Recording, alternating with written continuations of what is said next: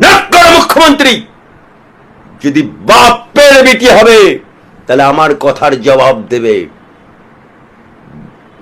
আজকে বহরমপুরের বুকে যে সাংসদটা দাঁড়িয়েছে ইউসুফ পাঠান, কোনসা বাঙালি?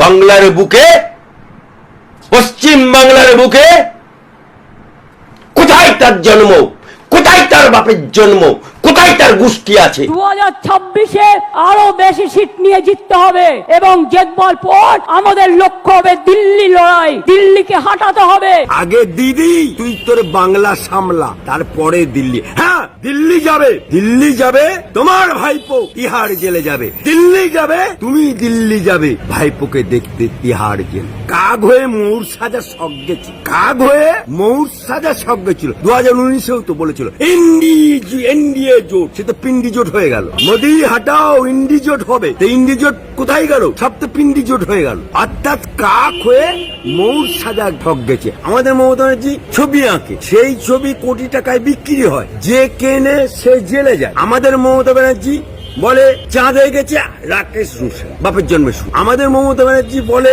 মহাকাব্য লিখেছে নজরুল ইসলাম, বাপের জন্মে শুনি। নট করে মুখ্যমন্ত্রী মমতা ব্যানার্জি। ভাষা আন্দোলন, তুমি স্বরাষ্ট্রমন্ত্রী, তুমি মুখ্যমন্ত্রী। ভাষা আন্দোলনের শহীদ যে হয়েছিল আমার বাংলার একজন মুসলমান, তার নাম আবুল বাক্কার, বাড়ি মুর্শিদাবাদে, সালার থানার অন্তর্গত। বামফ্রন্ট সরকার সেই ভাষার শহীদের আবু বাক্কার যেহেতু সালার থানায় বাড়ি, তাই সালার থানার পাশে একটা বড় জায়গা সরকার একর করে, সরকার সেখানে আবুল বাক্কারকে নামে একটি স্মৃতি ফলক করেছিল এবং গেট করেছিল, এবং জায়গাটাতে একটা বাচ্চাদের খেলাধুলার জন্য পার্ক করেছিল। দোলনা ছিল, স্লিপার ছিল, বিভিন্ন বেশ অনেকটা জায়গা। কিন্তু এই মমতা বাবুর আমলে, এই মমতা খালার আমলে, এই মমতা আপার আমলে আজকে সেই ভাষা আন্দোলনের শহীদ সেই পার্কের মধ্যে স্মৃতি ফলকটা উড়িয়ে দিল, এবং সেই জায়গাতে সালার থানার ওসি তার বিবিকে নিয়ে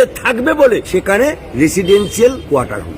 সালার থানার ওসি বিবি পুজো দেবে বলে সেখানে থানা সেই পার্কের মধ্যে মন্দির তৈরি হলো। তুমি তো স্বরাষ্ট্রমন্ত্রী, তুমি তো মুখ্যমন্ত্রী, যদি বাপের বেটি হবে তাহলে ইমিডিয়েট এই ভাষার আন্দোলনের, বাংলা ভাষা আন্দোলনের শহীদ তার স্মৃতি ফলক ফিরিয়ে দাও। সালার থানার মধ্যে যে পার্ক ছিল ভাষা শহীদের স্মৃতি উদ্দেশ্যে, সেই পার্ক ছেলেদের খেলাধুলার পার্ক, ছেলেদের ঘুরিয়ে দাও। আর তোমার থানার ওসির যে বিবি নিয়ে থাকার রেসিডেন্সিয়াল কোয়ার্টার করেছে পার্কের মধ্যে, এটা ভেঙে গুড়িয়ে দাও আর মন্দিরটা ট্রান্সফার করে দাও। তাহলে জানবো বাপ্পের বিটি, আর তা নাহলে জানবো তুমি বাংলার ভাষা আন্দোলনের নামে রোহিঙ্গাদেরকে আড়াল করার চেষ্টা করছো। মমতা বাবু, মমতা খালা, আজকে এসএসসির 26,000 চাকরি চলে গেল, তারা বাংলা ভাষী ছিল না? জবাব দিতে পারবে? আজকে তামান্না খুন হয়ে গেল, সে বাংলা ভাষী ছিল না? আজকে আনিস খান খুন হয়ে গেল, সে বাংলা ভাষী ছিল না? অভা খুন হয়ে গেল, সে বাংলা ভাষী ছিল না? মুর্শিদাবাদ জেলায় 5-5টা মানুষ খুন হয়ে গেল, তারা বাংলা ভাষী ছিল না? নাট করে মুখ্যমন্ত্রী। বহরমপুরের তোমার এমপি ইউসুফ পাঠান কোনসা বাঙালি, কোনসা বাঙালি? কীর্তি আজাদ বর্ধমান দুর্গাপুর লোকসভা তোমার মনোনীত প্রার্থী, তৃণমূল কংগ্রেসের, যে বর্ধমান দুর্গাপুর লোকসভায় আমি প্রার্থী ছিলাম 2009 সালে, সেই কেন্দ্রে কীর্তি আজাদ বাংলার কোন মায়ের ঘরে জন্ম নিয়েছে? আসানসোলে লোকসভায় বিহারী বাবু শত্রুঘ্ন সিনহা কোনসা বাঙালির ঘরে জন্ম নিয়েছে? বগলে ইট পড়ে আল্লাহু আকবার।